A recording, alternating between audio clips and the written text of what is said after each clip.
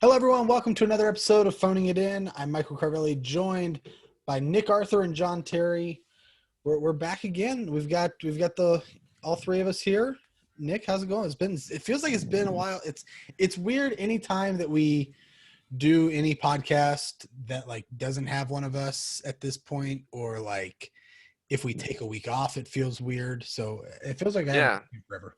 I Even though like we that talk. we I like that we've gotten to a point where 1 week away from seeing each other on Zoom and having like a formalized catch-up session is something that feels like forever, and that's a good thing. That's the whole point of this podcast. Cheesy moment for us to be able to catch up every week, to have a forced excuse to actually sit down and talk a little bit. So yeah, but I'm doing well. Thank you for carrying the torch last week. I've got some vaccinated family members in town for a couple weeks, just visiting. Love that. So I'm excited for March. And I just had a real quick topic I put on our list there. I'm not trying to hijack the intro here, but I do want to just take a quick look into the future, and that is, I want the three people on this Zoom in their mind to mentally flip that calendar from 2021 to 2022. It's March 9th, 2022. All the conference tournaments are going on right now. We have all of our flights booked. We have the Airbnb selected. John has already ordered all the beer delivery. We've figured out, where we're going to eat, and we are about 1 week exactly from hopping on the plane and gathering for this trip And for then the another first time in pandemic 3 years. happens, and another pandemic happens, and it all gets canceled. Don't you even do that. Sorry, keep going, Nick. I like where That you're that headed was with that. that was the end of my I description there. But I just think about how quickly the last year has gone, and then think, because another side topic is now, like, this coming week is the week, right? yeah, This is when we're going to get all of the Snapchat memories, Instagram memories of when all I of this started. I think And I put this on our thing here. I really believe that this thing goes out on Wednesday, and I believe March 10th is the day that we were on a call like this with the four of us, and we like were talking, trying to figure out what we were going to do, and then all the news happened, and we were like, we have to cancel this. I my think my like tomorrow is the day. my work block calendar on my desk at work still says March 12th. So that was my last day in the office. So just think about how, like, it's just absurd that that was a year ago, right? And then think about the fact that we're that same time distance from our Next next one. March trip. So that's my bright spot for the day. I am so excited. I, I, I, I don't even have words. So It's been great. I think it's been really interesting now because obviously we've been getting excited for the tournament the way that we always do, and we're planning on, are we going to get together to watch games together still like this way, or what are we going to do for that, whatever. But we've also been, in our excitement for this tournament, I've noticed we've started to like casually start bringing up like, oh, March 22 we can do this, or like we'll see. Nick and I saw like a couple of TikToks of different recipes, and we were like, hey, this would be awesome for us to make in the house wherever we go next March, and just have that for us to have for like lunch one day. I'm so excited to see everyone, and I think I'll see people. Like I think some of like I imagine I will see at least you, Carvelli, before March 22. I think there's maybe we figure out another time to get together, whatever. But March of 22, guys, we got to go so big. So it's funny. Carvelli and I were talking the other day, and like, we've done one of these. But whenever I describe this to people, it's like, yeah, we have this tradition, like every March we go and we say this, and Only done it once. people are usually really We've interested. planned Like, two, done one. yeah, they're like, how many in as like this being a full-blown tradition that it's been done once. Yeah. So I just, oh man, when I was driving to Atlanta last week, last week, we drove through Louisville, we drove through Indianapolis, we drove through Nashville. Taking notes. Man, I was. A lot it of was candidates tough. there. It was tough. Yeah, I mean, it was of like those three, where are you leaning right now? Yeah, well, I mentioned it. I think we could do potentially a split bid, but I don't know. I mean, whatever. I don't care. We could go to Dubuque, Iowa, and I would be pumped. I do like the idea that John, I believe you had. It Maybe was my idea. The bids, yeah. I So like we the each idea of us taking. Is your idea to take one city as our pick and make Yeah, so basically a full presentation? yeah, so my idea it centers around like what happens with like World Cup bids or Olympic bids, Yeah. but basically each member of the squad, so there are 4 of us, would go in on a city and Squad. you get to sell your city. If you want to go get video interviews with people from the Visitors Bureau like Cody, then you can do that and you can work into this video presentation. If you want to do the analysis of why this is the most the cheapest location for everyone to get to and why the beer prices are lower, you can do that. You get to pick what makes your city the best and you have to sell it. And then we end up voting on that city. I honestly, if I can give you like an early indication of where I'm thinking of March 22, I think the number one city in my wheelhouse right now is San Antonio. With Denver being a close, you want to risk it. I want to risk it. I want to go back. The second one would be Denver, and the theme of that is just we're starting Yeah. over. We're starting the tradition over. It only works when we pick Denver, so let's just do it, right? I don't know.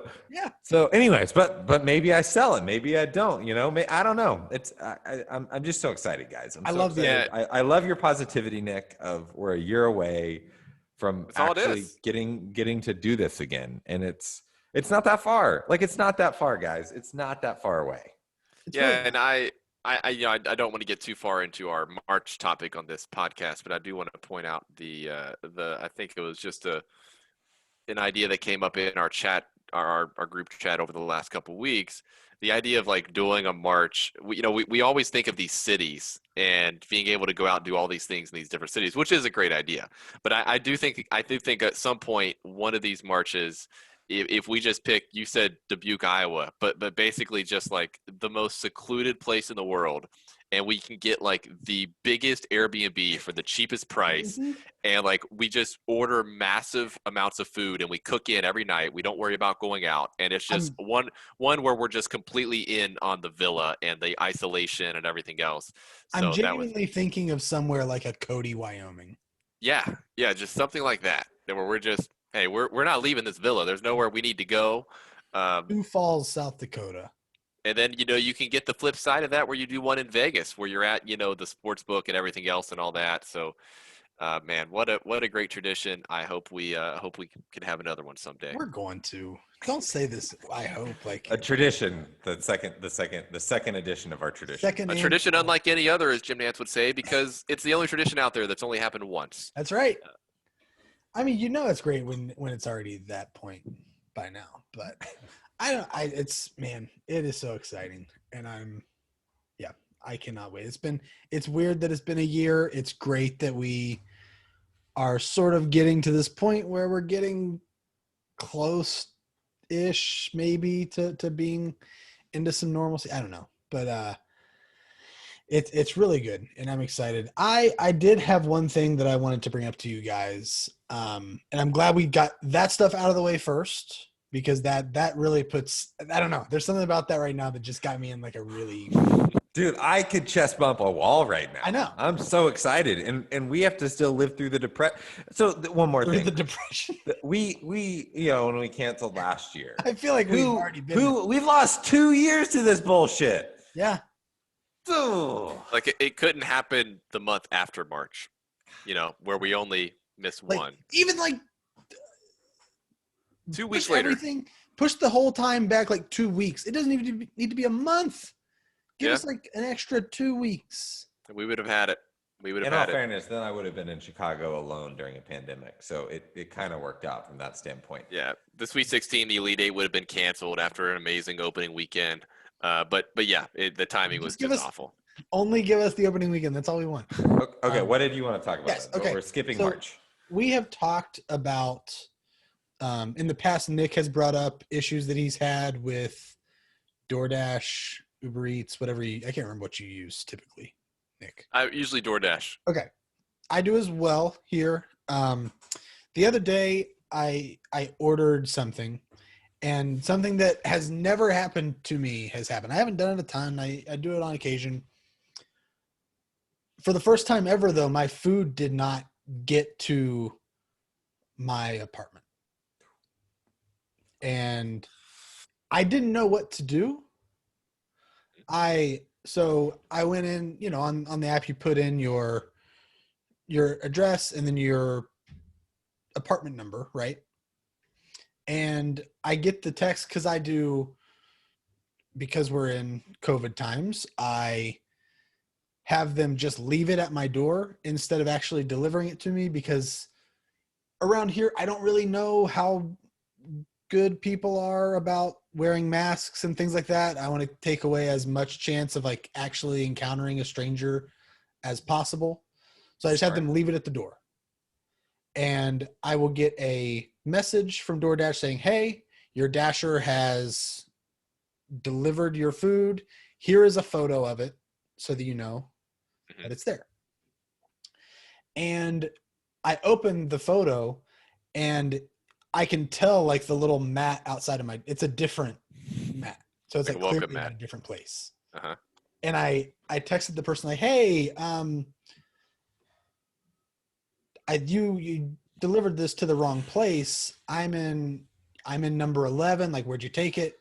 And he was like, 25. That was it. That was the whole message. Was just 25. And I was like, so now what? Did you say that? I didn't say anything. I didn't know what to say. Because he left it in like a way that was like. Are you supposed to go find where apartment 25 is in your like building? I was texting you guys like, my complex is weird where like I'm all the way down on the end. Mm-hmm. But the numbers on my block are like 1, 2, 3, 4, 5. Mm-hmm. And then there are like 4 other sections, and I don't know where each number is. Gotcha. So you have no clue where the food is. No clue. Nor really how to find it. Why did the guy, I'm still hung up on, why did the guy leave it at 25 if you're 11?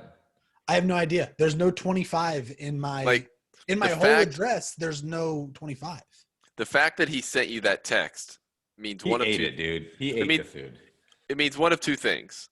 It means either he's still there with the food because he's now double checked that it's 25 and could resolve the situation by bringing it to 11, right? Or he's long gone and still remembered that he left it at 25, which is the wrong place. Or he just ate the food. Either of those scenarios are not okay because he didn't bring you the food. Exactly. Was there a picture or anything of him? He sent a picture. Yeah, I got it. Hold on. I mean, it's just. That's what Michael was saying with his welcome mat. Like he knew it wasn't outside his place. I might have deleted the text. Did it look? So did you see anything other than the welcome mat? Did you see like the siding on the apartment or anything? Did it look like your apartment? I mean, they all look the same. Dude, I bet that guy ate it. Ate it. It does look like my place, but it's just a different place. Can I ask a question? A flip side. What happens if you are in your apartment and someone knocks on your door and you open the door and there's some food sitting there? Do you eat it? Well, keep in mind, he probably didn't knock on the door. He probably just left it there. Right. They don't usually knock. Every now and then they'll ring the bell. Yeah, I would say DoorDash in Chicago, they ring the doorbell. Yeah. Okay. Would you eat the food though if you didn't order it? I mean, obviously you look at it and you say, okay, is this supposed to be to someone else? I would think someone poisoned me. That's a good, because like I don't know. I mean, unless I saw like the DoorDash receipt and everything. Yeah, the receipt's on the bag. Yeah, then it would be like I would put 2 and 2 together. It would depend what it is. Like if it was like some chips and salsa, I'd probably I'd have a few. But if it was like you open it up and it's just like rice and beans or something, I would feel that's like a little less sanitary. It's not like wrapped up and confined. But if it was like a wrapped up burrito, I might. What about a pizza? Pizza, I'd probably. For me, it would depend on if I could figure out where it was supposed to be, because I wouldn't want to leave someone high and dry. A couple of weeks ago, we had our DoorDash delivered to our next door neighbor. It was my fault. I put in the wrong address. Sometimes we were using Uber Eats. And sometimes I'm weird about giving Uber my address. So I always put in like the address across the street because I don't want the person who dropped me off to know where I live. You guys ever do that? No, I want my Yeah. stuff How delivered do they to know where to me. pick Well, you no, up? sorry. So I'm talking about Uber. Like when you get in an Uber, like I'm getting in a car. It's been like months since I've done this, but I get in an Uber and I'll put like the address across the street so that if the Uber guy is like super sketchy and wants to come rob my house, like he'll rob the house across the street and not my house. Does that make sense?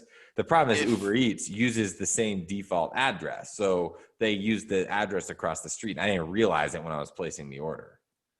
okay, I've never if had my Uber pick me up in my house. if if the if this person is sketchy enough where they're going to like murder their Uber drivers, they're that passionate about finding and chopping you up.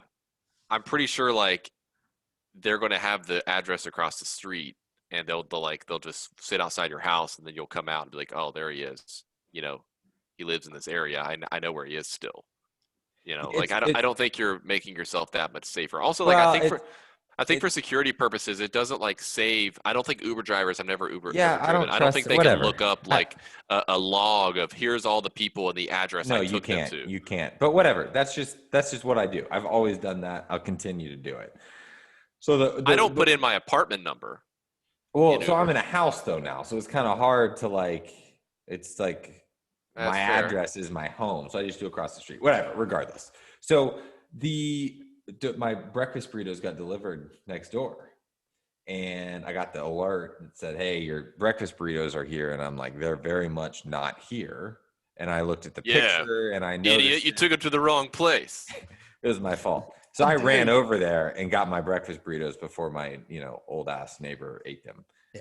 Um, That's the other, like, I wasn't sure if I should.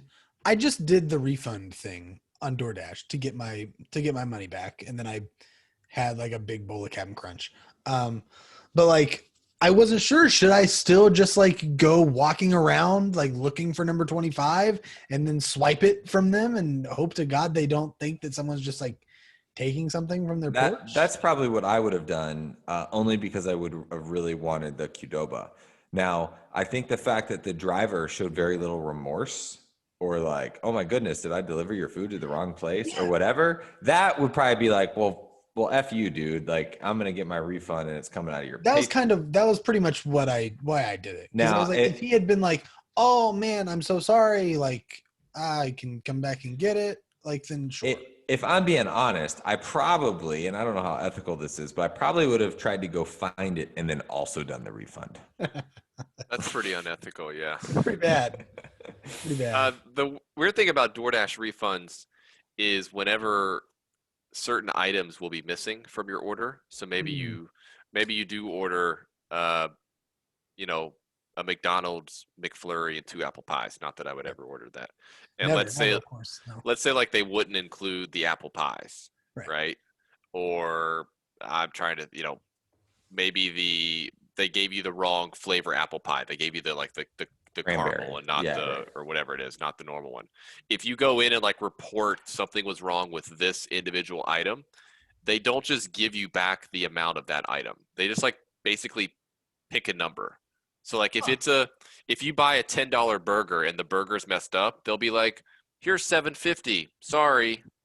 And like, because you still got a burger, right? But let's say you put in there, they put tomato on it. They weren't supposed to, right? I'm sorry. Those are the scenarios where they just pick a number. Yeah. And like, I get it. Technically I could still eat this burger, but what if I'm allergic to tomato and this is ruined and you gave me only like $4 back instead of the $10 burger? But yeah, there are flaws in the system. I wonder if they would factor that into like stuff that has like more known allergens. Like if it was like, peanut I was gonna say, I don't know where you could order this, but like if I got a peanut butter and jelly sandwich, right. And I just wanted jelly or something stupid like that. Like I don't think they're that specific with their algorithm but I could be wrong. But that's interesting. I've got this weird thing with DoorDash when we'll go like a year without them messing up anything. and then they being, just the driver, the restaurant, whoever it is. And then like we'll just once we get one, it's a heater. We'll get like 3 or 4 in a row.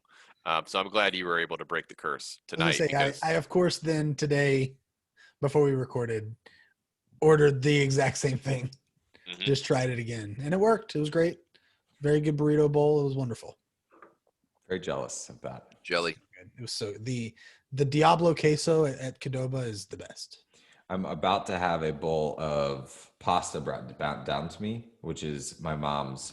My mom sent me back to Chicago with homemade pasta sauce. So it's fine, it's doable, but it's no Qdoba.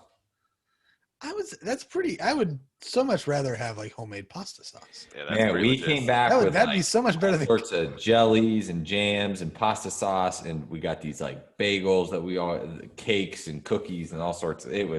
We came back with so much food, it was ridiculous. I brought a ton of Atlanta beer back, which is super exciting. Currently drinking a Soul of the City Atlanta Brewing Company American Pale Ale.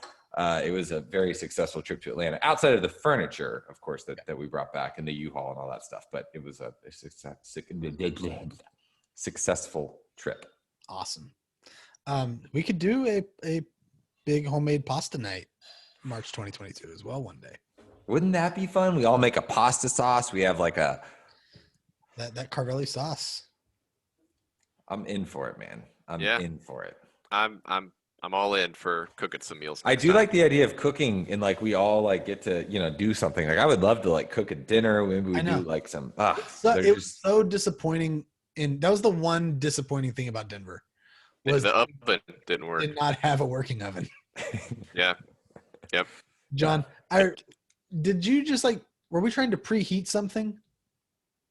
It smelled like straight gas. And it like just smelled, pilot light was out or something. A strong gas smell. Yeah, something was wrong with that oven. But yeah, that was the one thing I wish we had.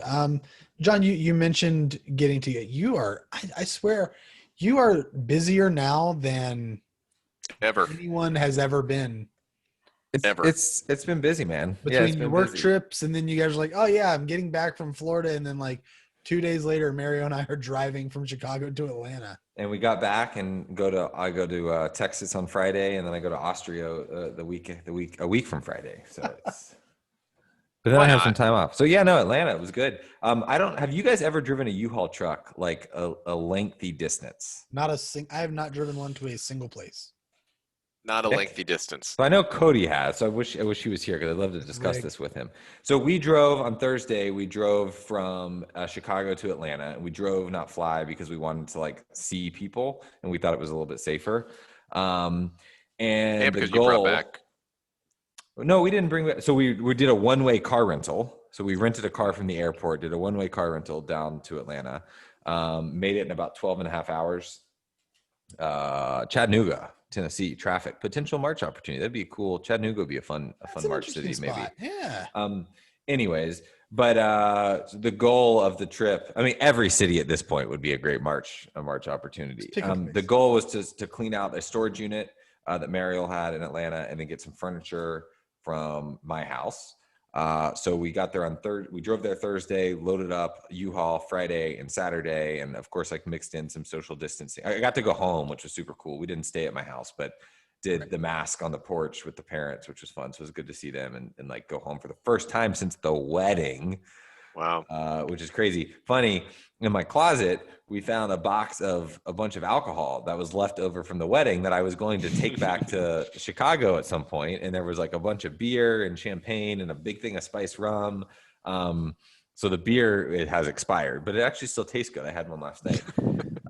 It was a Seattle beer. It was fun. So then we loaded up the U-Haul, left Sunday morning at, we woke up at 6 a.m. 5:30 a.m. We pulled out of my parents' driveway at 6:06 a.m. And here comes the pasta sauce. This is very exciting. Show me. Look at this, guys. Hi, Mariel. Woo, she can't hear you. Well, but you can say it. Oh God, I almost just look at that. There we go. Wow. Carvelli says hi. Thank you. Nick said hi too. Yeah, she says hi. I thought it. And also, I know. So anyways, The driving the U-Haul back though, I was super nervous about this, guys, because like you can't see anything. I hate it.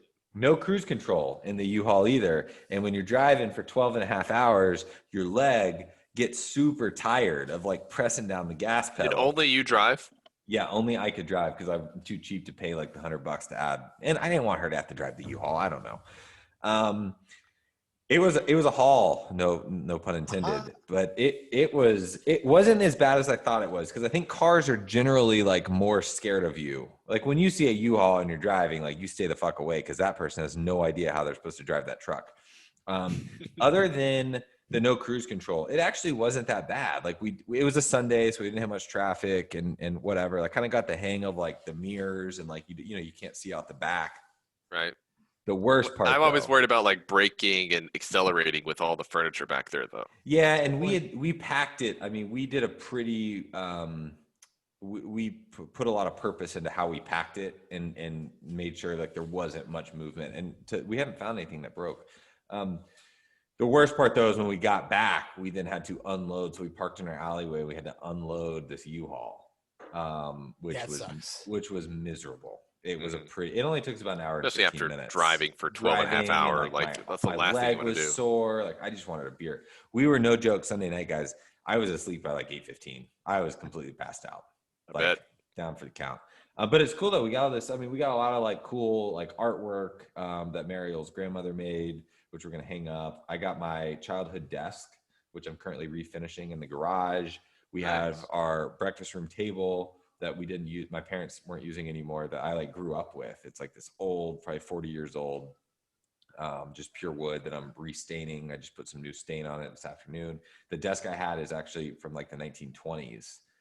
It was this desk that my mom had refinished like before she bought it like a flea market for like $100 and like refinished it and stuff. So super pumped to get some furniture in here. I sent Carvelli a picture last night of the guest bedroom now has a bed in it. So I saw that as well. We now have 2 beds. I'll break in the bed. We have 2 beds and only 1 mattress. But if we ever get to a point where we need a second mattress, I will happily buy a mattress for someone to sleep on. Have it there this summer.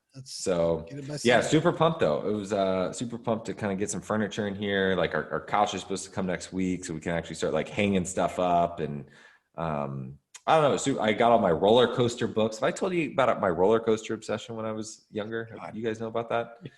You've mentioned it before. I didn't know you had books though. Oh, I have books and newspaper articles. I found a lot more than I thought I had. It was pretty loserish. So at some point, but pretty pumped to like outfit the man. I'm just excited. It was a fun weekend. We're just all the coolest people in the world. Pretty fucking cool. I'm like looking through this stuff and I'm like, Mario, awesome. What about me? Anyways, so I don't know where I was going with that other than driving a U-Haul is miserable, but unpacking after you drive the U-Haul is even more miserable. It would be, I'm very glad I've never had to drive one myself. I think I would be very not good at it. Like I would definitely feel like I'd mess up. The other bad thing about it was there's no like Bluetooth or whatever. So we actually went to Target the day before we left and bought like a Bluetooth speaker. Yeah. We got like a shower speaker that we could play in the thing so we could like listen to stuff. What'd you listen to? Well, so we actually ended up not really using it a whole lot because she just wanted to listen to music and I wanted to listen to podcasts, but she didn't want to listen to the podcast that I was listening to.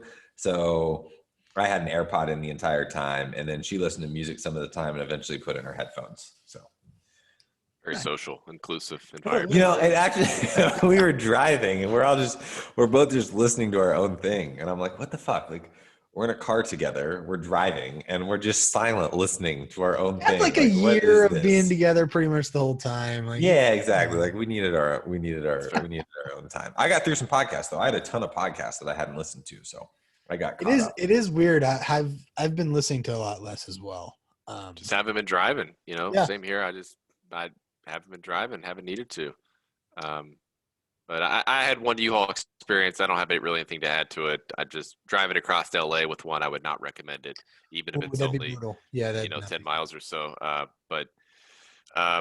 Yeah, they're a handful. And you're right, visibility is impossible. There was one that was I helped my one buddy move from one side of LA to the other, and he had like the legit, like the 4-bedroom size one, right? And he drove it, thankfully.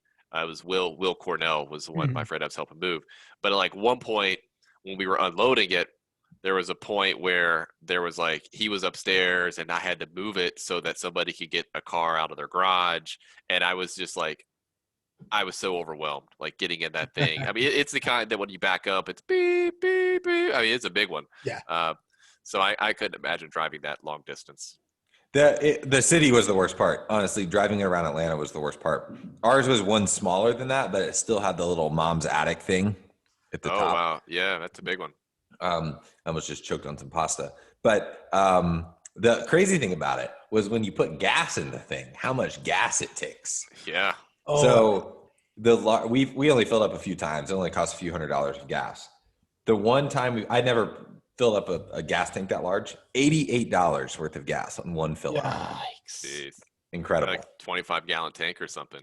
Yeah. Incredible. That's insane. I don't know. I think we have one other thing on this thing. I wanted to just get a quick, we didn't get to check in last week about it.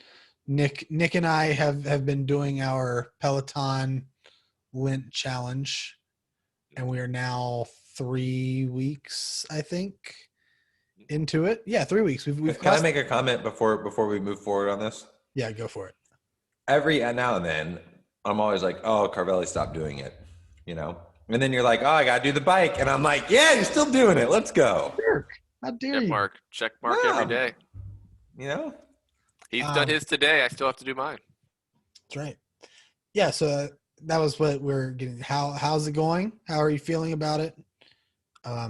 John, the floor is open for you to ask us questions as well if you would like. But Nick, Are we both still going? Are we both still active? We are. I've been because my family visiting, they enjoy running, so I have sprinkled in a couple running days in there. So have been on the bike every single day, and when running, I actually tweaked my hamstring a little bit just because I hadn't run in like 3 months. I've been just all on the bike, and I learned that I've been biking wrong as far as you're supposed to be like pulling as you're pushing, and I've never had a bike that I've clipped into before, like a Peloton. So, you know, when you're not clipped into a bike, all you can really do is push, right? You can't pull. Your foot's not attached. But with the Peloton, your foot's attached, and you're supposed to be pulling, so you're working your hamstring. So I've been just like jacking my quads up for like 3 months and not even touching my hamstrings. So we go for this run, and I tweaked my hamstring. You know, it wasn't comfortable. So I had a few of those days where me doing like 10-minute rides and long stretch sessions trying to, you know, get back. And I'm good now. It was just like 3 days of being a little slow. So unfortunately my 40-day challenge, when we get there, will have somewhat of an asterisk on it because there were a few days there when I wasn't actually no asterisk. workout. No asterisk. Because you might be doing a little stretch, but you also go and run like a 5K. You did something. I'm eating pasta. But that's the whole point of this, is to do something every day. And like, we do want it to be, you know, okay, 20 jumping jacks doesn't count. It needs to be a little more than that. It needs to be something. But it's been going well. We're almost we're getting close to the halfway point, right, Mike? We're past it. We've already passed 20 days. Yeah, today's 21. Today's 3 weeks. Oh wow. Okay. So Carvelli, you're still going as well. Yeah. Yeah. He's I'm crushing it, John. Consistent. Another PR today. Yeah, third straight ride with a PR. I'm ready for Lance Armstrong. I'm ready for whoever wants it. I beat Nick the other day for the first time ever. Even though it was one of his asterisk days. How close have you come to not doing a day? Because here's my thing. Whenever I say I'm going to do something, like it's just like, even if I start it, I never finish it. You don't create the option. It's never an option in your head. We have to do this every day for 40 days. The closest I've been, there was a few days ago, I had just done like back-to-back like longer rides. Like I had done a really hard 45-minute ride the day before and like a 30-minute ride before that. Okay. And so I was like, today I'm just going to stretch. Like I'm just going to do like a 10-minute like stretch and like a meditation or whatever. Which is allowed, which is permitted by the rules. It still counts as a thing. Minimum of 10 minutes has been our kind of informal rule of something. Right. Even if it's a 'Cause you stretch, do- it needs to be at least 10. Yeah, you do ultimately need a day where you have like some kind of rest. Yeah.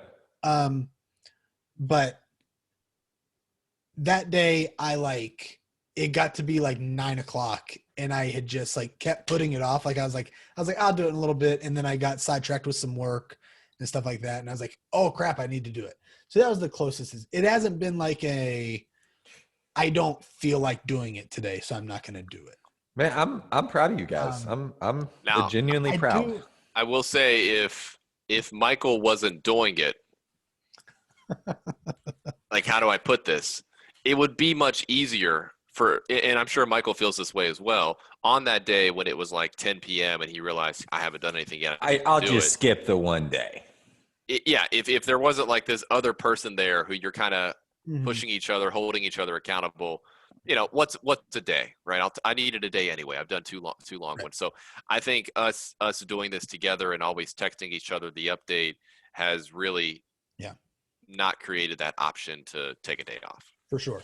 It's And legit. I think much like you kind of were like, oh, going on runs. I think I'm going to start working in like some treadmill days, like with the running, because they have like running classes on there, just like they do with cycling or whatever. Right. So I like might run a start little to bit work in- faster, do a jog, like Yeah, I intervals, might work that in sort like of a stuff, yeah. 20-minute run one day instead of like a 20-minute ride or something like that. I'm getting close. Today was my 100th workout overall, like counting Wow. everything that you do. But I'll be Yesterday was my 50th ride overall, so we both have kind of hit little milestones. approaching the 100th ride soon. I'm at 92. You get a T-shirt, right? I think you get a T-shirt, and I think I'm going to do it as a live ride. Yep. That day, because Get they the will shout out. shout you out if you get to a milestone. Yep. And so I have it set to where you have like little like hashtags like for your cruise or whatever. Yep. Like I have a WVU one for like people who go to WVU or went to WVU or whatever. But I also have one that is hashtag must defeat Jeff because of our friend Jeff Coyle, Right. that I work with, who also rides and is really good.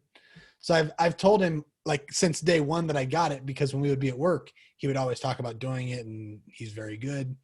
So since day one, the mission has been to defeat Jeff. So if I can get a live ride shout out to the Must Defeat Jeff crew, that would be great. Be incredible. Yeah. So That's that's legit, the goal. man. That's the dream. You know, the weather's starting to get nice here again. It was like 65 today. I was wearing shorts. I mean, it's supposed to It was snow. like it was in the 60s here too. But maybe I'll start running again, because I was running quite a bit in the summer. And I Got to really get ready enjoyed it, because, but I mean, we're a year away from continuing the tradition of March as a whole. We're also a year away from 40-yard dash. our 40-yard dash tradition that we started. Yep. forgot This is about true. that. So, I mean, we'll Be see. ready. Better be Yeah, ready. we just gotta find a more sketchy alley to do it in, though. Yeah. We need to remember our times. We got him on the Oh, well, podcast. We just get go back back to and podcast. listen to the tape. Yep. It's good. We can have Jared do his virtually. We'll get just every year he'll chime in with one just virtually, and it'll be like way faster than all of us. But yeah, I don't know. Anything else you guys want to get to today? I think we're ready to wrap this thing up. Wrap it up. I got some more pasta to eat. Yeah, go eat your pasta. But yes, thanks everybody for listening to the show, watching, however you're consuming this thing. Be sure to subscribe to us wherever you listen to your podcasts and give us a 5-star rating and a review. Nick, do you still remember where they can reach us on the socials? I do. They can reach us Phoning It In Pod on Twitter, Instagram, and Facebook. Again, that is Phoning It In Pod. You can email us, phoningitinpodcast@gmail.com, or give us a call, leave a voicemail, 304-627-1889. That's right. And as always, a shout out to Miguel Silva-Leon for our theme song. Be sure to check out Saving Miles Lemon on Spotify or Apple Music. And with that, that's all we have for this week. Thanks everybody for listening. We'll see you next time.